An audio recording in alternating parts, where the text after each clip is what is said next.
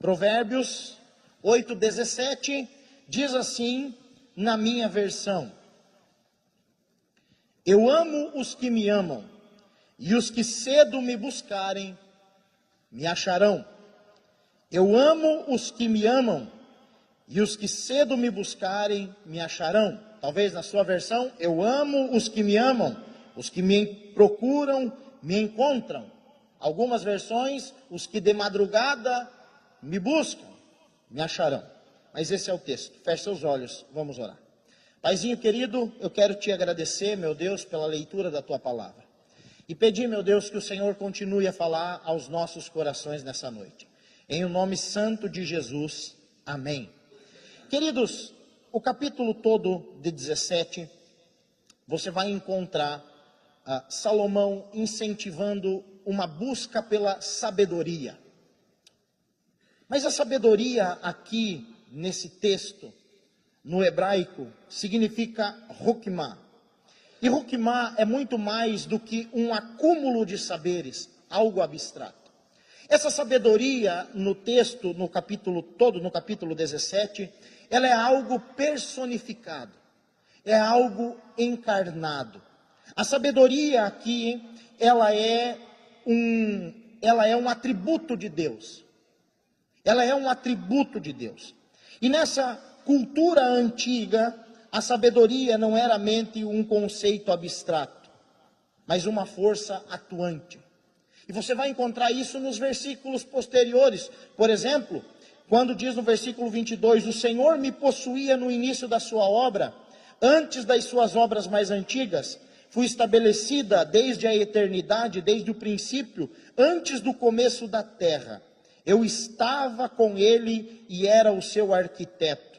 Dia após dia, eu era a sua alegria, divertindo-me em todo o tempo na sua presença. Aqui é a sabedoria, falando que estava com Deus antes mesmo da fundação do mundo. Então, sabedoria aqui, nesse texto, é uma busca pelo próprio Deus.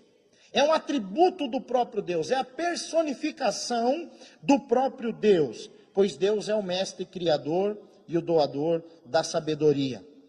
Todos os tesouros da sabedoria e do conhecimento, diz o apóstolo Paulo, estão escondidos, estão ocultos em Cristo. Isso você encontra lá em Colossenses capítulo 2, versículo 2. Então, para nós, o princípio da sabedoria suprema é temer a Deus. É fazer e cumprir a vontade de Deus. E o texto vai dizer isso no versículo 13. O temor do Senhor consiste em odiar o mal. Eu odeio a soberba, a arrogância, o mau caminho e a boca que fala coisas perversas. Esse é o contexto. Em outras palavras, temer a Deus significa obedecer a Deus. Como é que eu vou agradar a Deus? Desobedecendo? Será que Deus fica feliz quando eu o desobedeço? Como é que você agrada a Deus? Obedecendo a Deus. E esse versículo vai nos ensinar como obedecer a Deus. Veja aí o versículo 17. Eu amo os que me amam, e os que cedo me buscarem, me acharão. Então eu quero compartilhar 3 lições apenas com você. A primeira lição desse texto é o relacionamento. Olha o que o texto diz. Eu amo os que me amam. Deus, Ele ama o mundo como seu Criador. Deus nos ama com um amor paternal. Deus nos ama com um amor salvador. Mas aqui Deus está manifestando o seu amor relacional. Eu amo os que me amam. Eu amo aqueles que têm compromisso comigo. Eu amo aqueles que me amam também. O relacionamento com Deus é algo recíproco. O relacionamento com Deus é algo verdadeiro, é real. Nós não amamos uma estátua. Nós não amamos um poste. Nós não amamos algo inanimado. Nós amamos um ser pessoal e real, soberano, que nos ama de volta. Pelo contrário, porque Ele nos ama, nós o amamos. É isso que a Bíblia diz. Vocês me amam porque eu amei vocês primeiro. O amor de Deus é um amor que corresponde, é um amor que responde. É o próprio Deus quem está dizendo e declarando o seu amor por nós. Olha o que Deus está dizendo: eu amo. Eu amo. Oh, meus irmãos, essa declaração revela a própria essência de Deus. A palavra de Deus lá em 1 João 4,8 diz: quem não ama não conhece a Deus, porque Deus é amor. Se nós pudéssemos definir Deus em uma palavra, amor, porque é o que a Bíblia diz: Deus é amor. E essa, sem sombra de dúvidas, entenda, é a mais terrível e também a mais gloriosa verdade das Escrituras. O amor de Deus. O amor de Deus por nós. A palavra do Senhor, em Malaquias capítulo 1, versículo 2, diz assim: o Senhor diz: eu sempre os amei. E essa é a mais terrível e a mais gloriosa verdade bíblica. Porque diante do amor de Deus, nós somos indesculpáveis. O amor de Deus por nós, seres humanos, é a maior e a mais valiosa verdade do Evangelho. Mas também é a mais terrível verdade do Evangelho. Porque ele nos coloca em uma posição de indesculpáveis. Qual é a sua resposta ao amor de Deus? Qual é a sua resposta ao amor de Deus? Olha o que o texto vai dizer. Deus quer ter um relacionamento pessoal conosco. Eu amo os que me amam. Eu amo os que me amam. Mas em segundo lugar, amar a Deus é ser correspondido por Deus. E o versículo ainda continua: eu amo os que me amam. É ter um amor correspondido. Amar a Deus não é ouvir vozes na sua cabeça. Amar a Deus não é se ajoelhar diante de uma estátua que tem mãos, mas não consegue estender para lhe ajudar. Que tem boca e não fala, que tem nariz, mas não cheira, que tem olhos, mas não vê. Amar a Deus é ser correspondido por Deus. Para o mundo esse amor é uma loucura. Mas para quem ama a Deus de verdade, sabe do que eu estou falando. É ser correspondido por Ele. E o salmista entendeu muito bem. Por isso o salmista no Salmo 116, versículo 1, ele diz: eu amo o Senhor. Veja que ali não envolve terceiros nessa relação. A relação de amor é entre ele e o seu Deus. Ele diz: amo o Senhor, porque Ele ouve a minha voz e as minhas súplicas. Se esse versículo fosse escrito hoje, ele talvez poderia dizer assim: eu amo o Senhor. Porque no meio de mais de 8 bilhões de habitantes no planeta Terra, quando eu falo, o Senhor sabe que sou eu que estou falando. Porque Ele ouve a minha voz e ouve também a minha súplica. Quando eu adoro, Ele me escuta, e quando eu clamo, Ele me escuta também. Quando eu agradeço, Ele me ouve, mas quando eu suplico, Ele também me ouve. Ele conhece a minha voz. Mas em terceiro, Deus se manifesta de uma maneira relacional com o seu povo. Oh, meus irmãos, Deus fala conosco. Nós sentimos a sua presença. Nos cultos, por exemplo, quando nós adoramos. Não tem culto que você sai e parece que você está leve. Parece que você não pesa 1 grama. Está pisando nas nuvens. Eu senti Deus falar. Nós ouvimos a sua voz na mensagem quando é pregada, nas músicas que são cantadas. Do seu Espírito quando é derramado, e é derramado sobre toda a carne. Deus se relaciona no coletivo. Mas Deus também fala conosco lá no nosso quarto, no nosso cantinho de oração, no nosso momento devocional. Uma estátua não pode amar de volta, entretanto, nosso Deus não é como os ídolos desse mundo. Ele é real. Mas a ênfase desse versículo é ressaltar a natureza pessoal e relacional de Deus. O que isso significa, pastor? Deus quer você. Deus quer o seu amor. Por isso ele diz: eu amo os que me amam. Deus quer que você o busque. Deus quer você, do jeito que você é. E Ele destruiu todo o impedimento. Está escrito nos evangelhos que Ele derrubou toda a barreira da separação no sacrifício do seu Filho Jesus Cristo, que nos atraiu. Jesus conseguiu destruir tudo que nos separava de Deus. Deus nos ama com um amor incondicional. Deus nos ama com um amor paternal. João escreveu lá em 1 João 3,1, vejam que grande amor o Pai nos tem concedido, a ponto de sermos chamados filhos de Deus, e de fato, somos filhos de Deus. Por essa razão o mundo não nos conhece, porque não o conheceu. Oh, meus irmãos, Deus é o nosso Pai.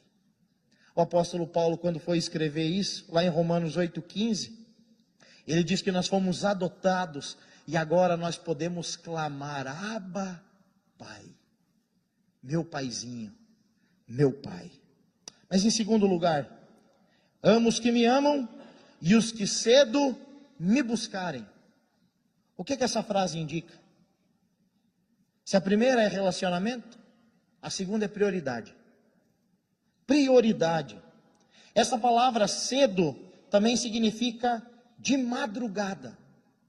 Eu estava ouvindo um testemunho de um grande pastor brasileiro, de uma grande denominação, e esse pastor foi aprender sobre estratégia de crescimento de igreja na Coreia do Sul. Vocês irmãos sabem, lá existe na Coreia do Sul a maior igreja do mundo. Está lá na Coreia do Sul, do pastor Dr. Young-Soo. E é uma igreja de milhares e milhares e milhares de membros. E a fama dessa igreja e do crescimento dessa igreja se deu por um único fato. Um único fato. Reuniões diárias de oração de madrugada. Hoje, essa igreja não fecha as portas, nem suas congregações. Eles têm relógios de oração de 24 horas. 24 horas tem gente indo para a igreja para orar. E aí, esse pastor foi para lá e foi conversar com um recém-formado seminarista. Então, um pastor recém-consagrado. O menino cheirava a leite ainda. E o pastor brasileiro perguntou para ele do seguinte, ele teve a audácia de perguntar, vocês oram de madrugada porque é costume de vocês. Tentando justificar. E a gente é assim, irmãos, a gente tenta justificar as coisas. Não, lá não dá certo, porque não é nosso costume, nossa cultura. E realmente o oriental, ele é todo regradinho, ele é disciplinado, coisa que o brasileiro não é. Nós não somos, não adianta. E o oriental não, ele é disciplinado. E o pastor tentou, ele disse, vocês oram de madrugada porque vocês são disciplinados. E o pastor novo respondeu para ele, não, nós oramos de madrugada porque Deus é prioridade nas nossas vidas. Nós oramos de madrugada porque Deus é prioridade nas nossas vidas. Enquanto no mundo todo as pessoas acordam de madrugada para ganhar dinheiro, nós acordamos de madrugada para falar com Deus, porque Deus é prioridade nas nossas vidas.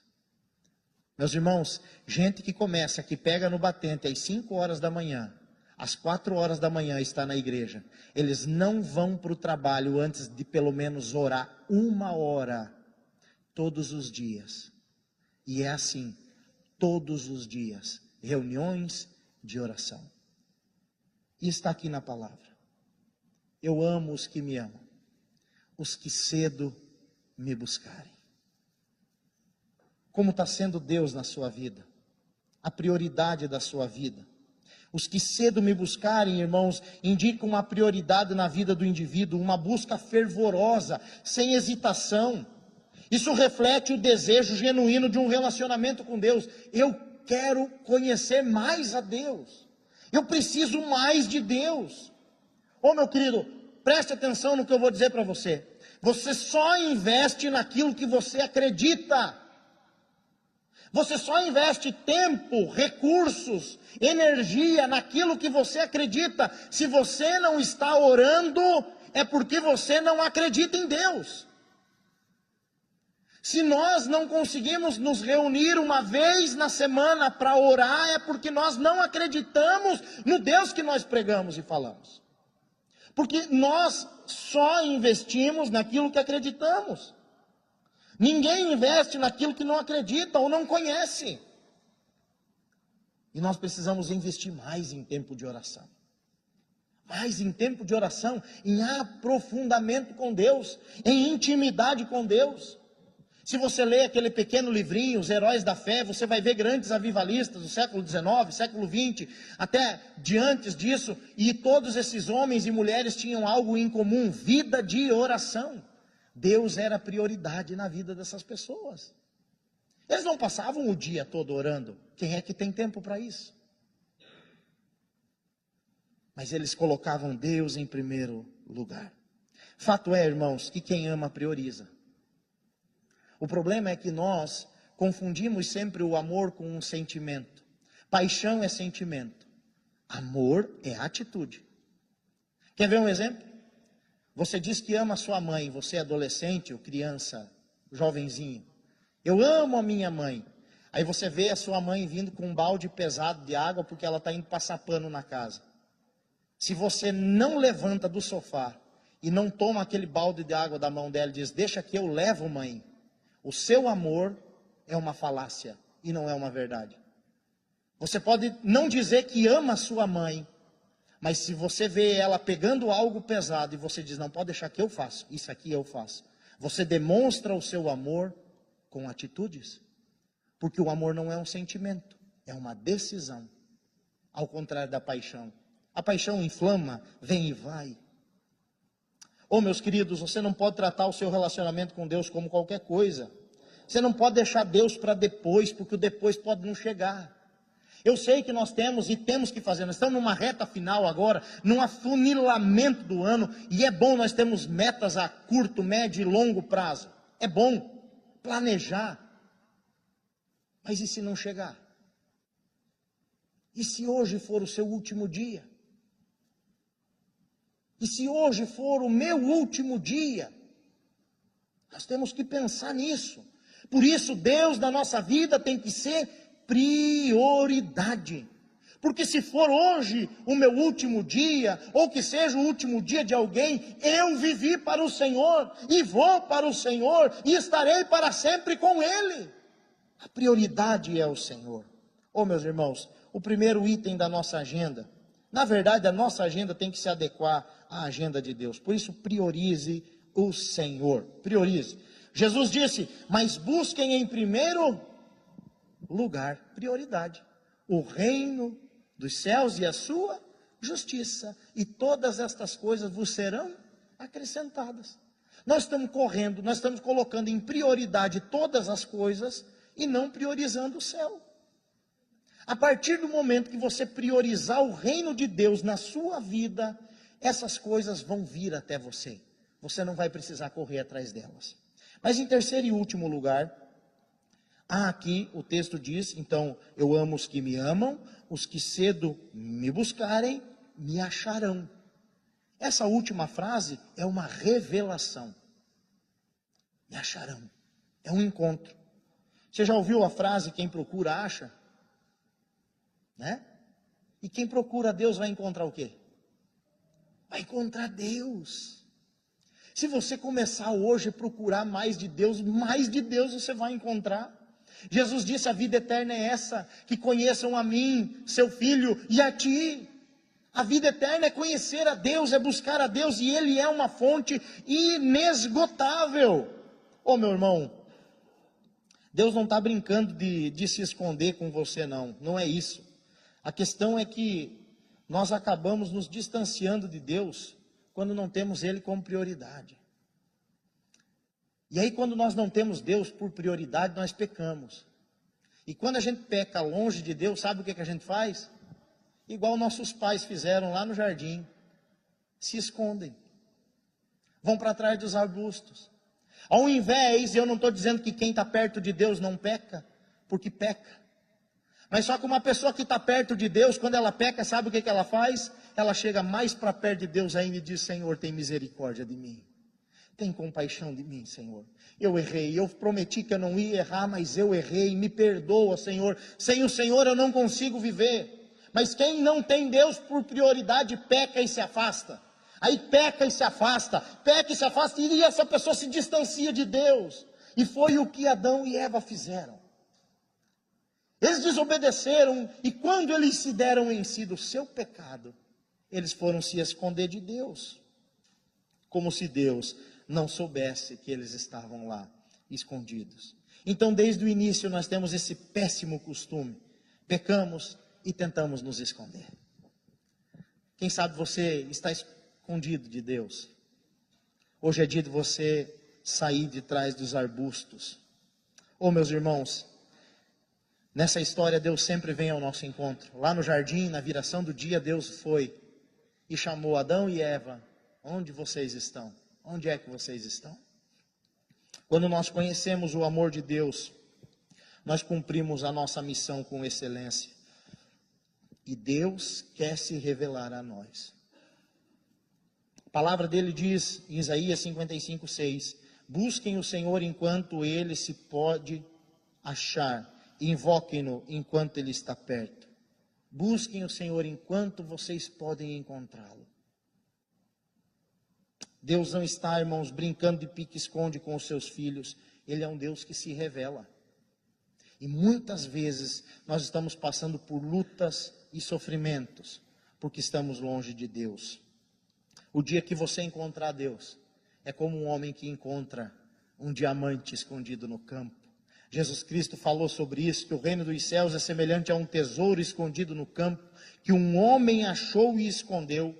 Então foi, vendeu tudo que tinha e comprou aquele campo. Não há nada mais precioso do que Deus.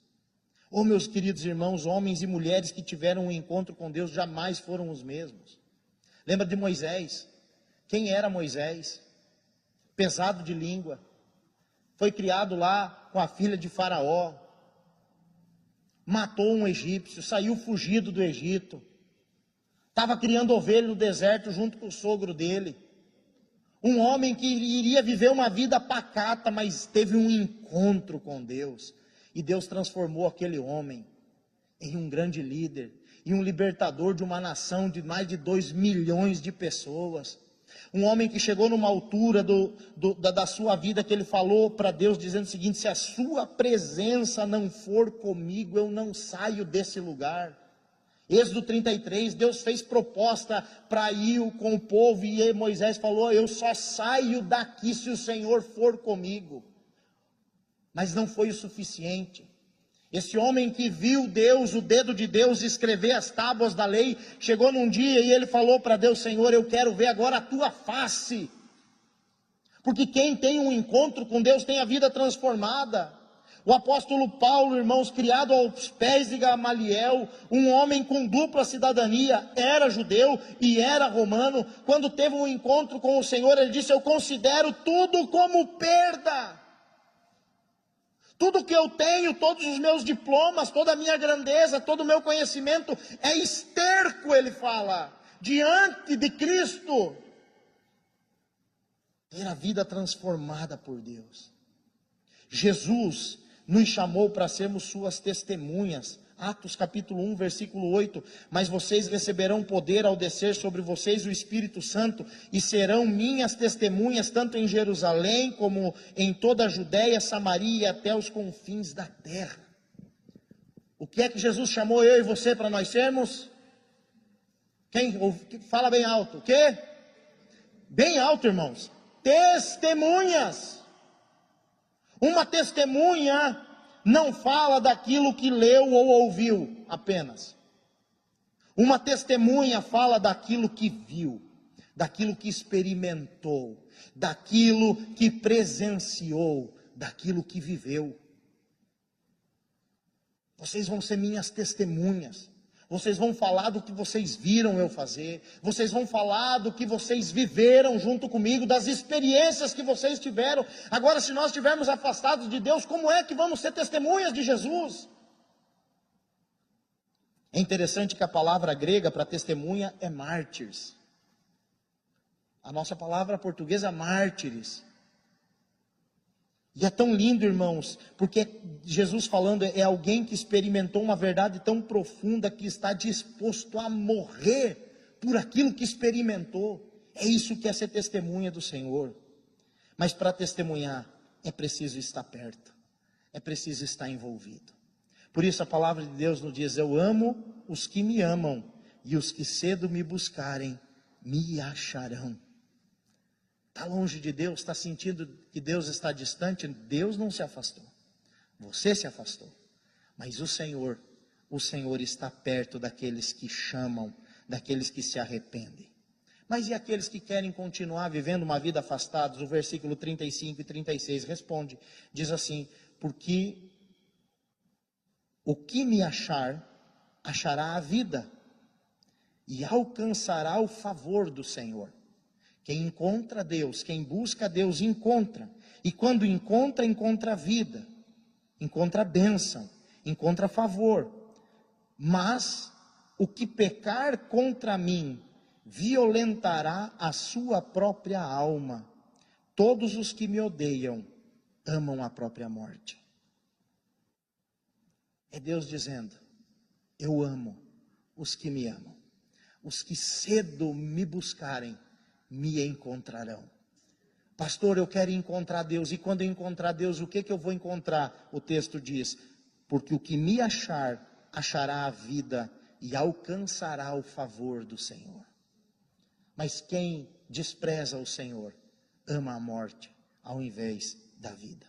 Oh, meus queridos irmãos, eu concluo dizendo que hoje, mais uma vez, Deus está dizendo para você: não se esconda.